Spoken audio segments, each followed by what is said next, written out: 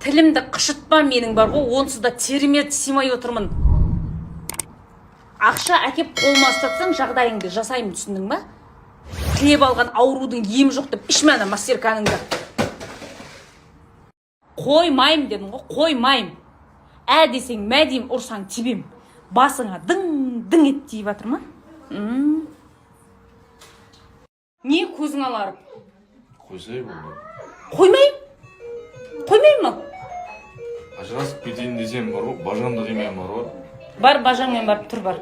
В общем, бажаңның да, сенің де, Руслан ағаның да, Ақжолдың да 7 майға подаркілерін кешегі түсіндіңдер ма? Болды. Құтылдым.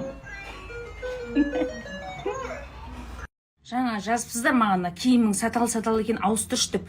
Дым ренжімеңіздерші, инстаграмға түседі екем деп, киімді, іш киімді ауыстырып жүретін жағдайым жоқ, шын айтамын. Как ана ест қой, үйлеріңізде шілей таптаза болып жүрмейтін шығарсыздар, дақ болмай. Қызымды көтергем ғой, соны құсқан ғой.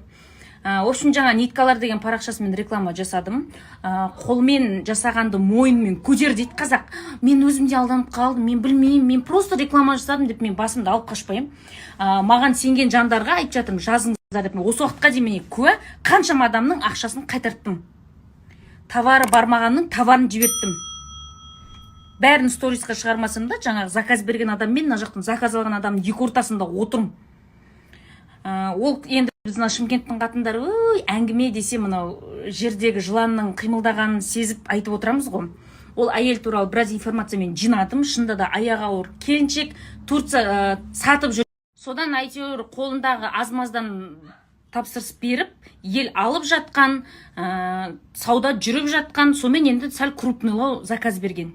Сөйткенде жаңағы алдын ала алған заказдың ақшасын бәрін соған төлеген, мен сияқты және де бірнеше блогерлерге реклама жасатқан, оларға ақша төлеген. Ең соңында товар жоқ, мына жақтан ақша салған халық жеп жатыр, мына жақтан мен сұмырай тілім екі қарыс болып оғатынды жеп жатырмын.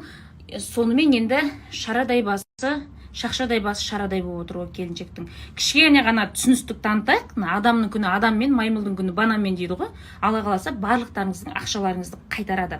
Маған сеніп, менің рекламамнан алған жандар, мен 29 күн реклама жасаған мен білем. Пожалуйста, маған жазыңыздар. Мен басымды алып қашпайым. Орталарыңызда жүрім, маған сенген халықтың сеніміне селкеу түсірмеймін. Соңына дейін сіздермен біргемін.